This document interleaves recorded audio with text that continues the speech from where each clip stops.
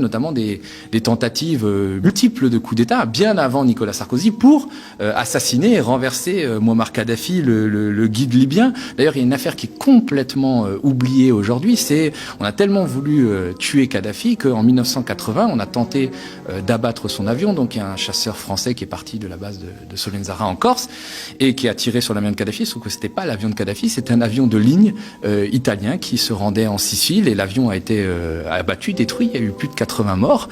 Et c'est vrai qu'on n'a jamais vraiment fait la lumière dessus. Alors il y a eu des enquêtes après, mais c'était un énorme raté de nos services secrets, voilà, qui voulaient en finir avec Kadhafi. D'ailleurs, Thomas, des décennies plus tard, la France et notamment la DGSE s'impliqueront directement dans le renversement de Mouammar Kadhafi. On se souvient tous de ces images. C'est désormais confirmé, Dieu est grand. Notre correspondant à Tripoli nous confirme que Kadhafi a été tué et que son corps est à Misrata. Son fils Almo Atassem a lui été capturé, ainsi que le criminel et chef des renseignements Abdullah Al-Senoussi. On espère avoir des images bientôt. Alors on attend toujours une confirmation officielle ou pas du CNT, le nouveau pouvoir en Libye.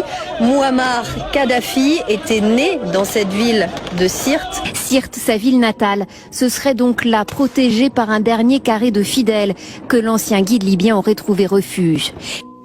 Alors effectivement, sur les chaînes télé françaises à l'époque, et d'ailleurs occidentales, on a raconté que Mouammar Kadhafi avait été renversé par son peuple. Et pas question de défendre ici Mouammar Kadhafi qui était un dictateur, mais quand même, on a un peu aidé le peuple libyen, on l'a même beaucoup aidé à renverser Mouammar Kadhafi, et même dans le cadre de son assassinat, il y a des espions libyens qui ont fini par parler dans des journaux très sérieux comme Mediapart, notamment qui s'appelle Rami El Obeidi, qui est un ancien coordinateur du renseignement extérieur, l'équivalent de la DGSE libyenne, qui a dit mais vous savez, les gens qui ont tué Kadhafi, là, qu'ils ont sorti de son égout, c'était des agents de la DGSE française et qui l'ont abattu. On a tout organisé, on a tout fait, ça a été confirmé par de nombreux témoins, et c'est vrai que l'implication du gouvernement français dans l'assassinat de Mouammar Kadhafi et dans sa chute est quand même assez patente, surtout que c'est pas forcément pour des motifs très nobles.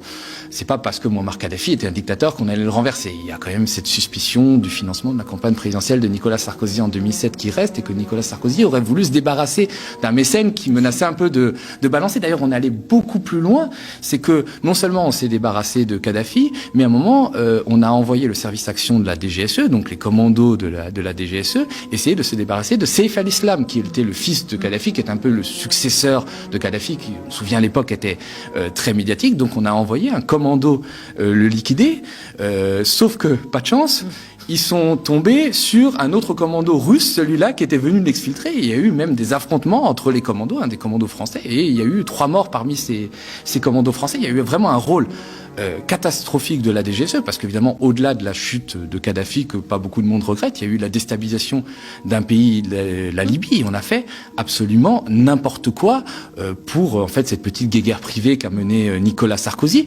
On sait par exemple que, en fait, Mouammar Kadhafi était soutenu par des Touaregs qui étaient originaires du Mali, qui étaient du Nord Mali, et qui venaient combattre avec lui en tant que mercenaires. Et donc, qu'est-ce qu'on a fait, nous Français? On a envoyé des émissaires de la DGSE voir ces mercenaires du Nord Mali et leur dire bon, écoutez, maintenant vous allez lâcher Kadhafi parce que c'est un méchant et on veut plus, mais en échange on va vous donner l'indépendance du Nord Mali, puisque vous la réclamez depuis des années et que vous ne vous entendez pas avec le sud du Mali.